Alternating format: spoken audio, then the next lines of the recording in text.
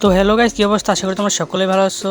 গেমে কিন্তু new jersey event চলে আসছে, তো আমি এটা বের করার জন্য 2টি উইকলি মারছি অ্যান্ড আজকে আমার বার্থডে, তাই আমি 100 ডায়মন্ড ফ্রিতে পাইছি।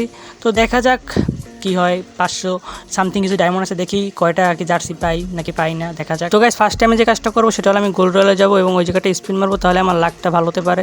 তো আমি ওই জায়গায় স্পিন মেরে দিচ্ছি, এখন আমি জার্সি ইভেন্ট স্পিন মারবো। তো 10 স্পিন যদি কমপ্লিট করতে পারো তাহলে কিন্তু যে কোনো একটা কিছু পাবে। তো আমি ফার্স্ট স্পিন মেরে দিলাম, দেখি কিছু পাই কিনা। তো ফার্স্ট স্পিনে আমার কিছু দিল না, তো পরে স্পিনে করা যাক ফার্স্ট করে।